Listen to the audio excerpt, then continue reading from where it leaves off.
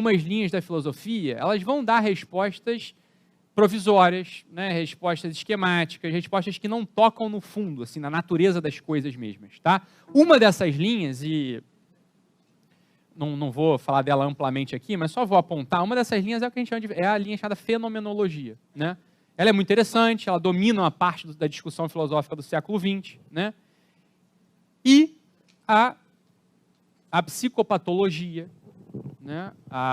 Aquela ferramenta que os psicólogos e os psiquiatras usam para dar os seus diagnósticos, é uma ferramenta fenomenológica, tá bom? Eu não vou me estender aqui na explicação da fenomenologia, tá? Porque eu acho que não é o caso aqui na nossa turma, mas só para a gente saber, né? Essa linha da filosofia, ela vai dar respostas provisórias. E é claro, um diagnóstico baseado na fenomenologia, né, ele também vai ser provisório. Daí a explicação, não sei se não precisa levantar a mão, mas algumas pessoas aqui que já sofreram de algum transtorno mental, né, ansiedade, depressão, a bipolaridade, um transtorno de personalidade, e já mudaram de médicos, né, mudaram de psiquiatras ou de psicólogos, não é incomum que cada um diga que o fulano tem uma coisa, tem um diagnóstico. Tá? Não é incomum que isso aconteça, não. Né? Então pode ser que um sujeito esteja olhando para um paciente e fala assim, não, ele é esquizofrênico. Então olhando para outro paciente e fala, não, ele é bipolar. E sabe o que é pior? Às vezes os dois estão certos. Né? Mas estão certos mesmo? Claro que não, porque a coisa é uma só. Lembra que a gente falou? A coisa é. Mas a ferramenta da fenomenologia é uma ferramenta que está olhando para uma certa aparência da coisa. Né? Está descrevendo a aparência do fenômeno, fenomenologia. Tá bom?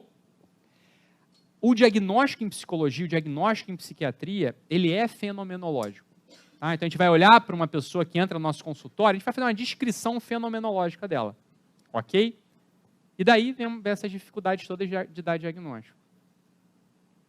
A minha impressão, né, é que esse problema vai se resolver, né, o dia em que o diagnóstico não seja um diagnóstico fenomenológico, mas seja um diagnóstico metafísico. Ou seja, a gente consiga fazer uma psicopatologia metafísica. Ou seja, derivar os diagnósticos a partir daqueles três conceitos, matéria, forma e ser. Ou seja, aonde dói, o que está com defeito, o que está dando errado. É a matéria, forma, é o ser do sujeito. Aí a gente pega a manifestação do sintoma da pessoa, tá bom? E fala, isso aqui é um problema material, isso aqui é um problema formal, isso aqui é um problema do ser. Tá? Isso vai ser desenvolvido. Né? E não é o Ítalo que está falando, o Ítalo está falando também, né? Mas existem alguns psicopatologistas hoje que já têm uma visão diferente da doença psiquiátrica e psicológica. Ou seja, não é a visão da doença, é a visão do diagnóstico da doença. Não sei se vocês sabem ou não, mas se vocês forem lá no... Bem, veja só, se tiver uma crise de ansiedade, vocês vão bater lá no meu consultório, vocês faltaram trabalho, eu vou precisar dar um laudo para vocês, e nesse laudo vai precisar constar um CID, um código. Só que não é estranho que, assim, ó, é o CID 10, ou seja, antes houveram 9 CIDs. Sei lá. Por quê? Por quê? Porque muda mesmo. Né? Então, é claro, a classificação de doenças vai mudar. Não sei se alguém aqui tem filho autista, atende autista, sei lá, tem parente autista. Quer dizer, a coisa dos transtornos invasivos, né? O transtorno autista, vai mudando conforme né? O DSM-4 fala de um jeito, o DSM-5 fala do outro. Por que muda? Muda por quê? Porque as pessoas ainda não têm uma base, a gente, né? Nós não temos uma base segura, uma ferramenta segura para dar o diagnóstico ali da coisa.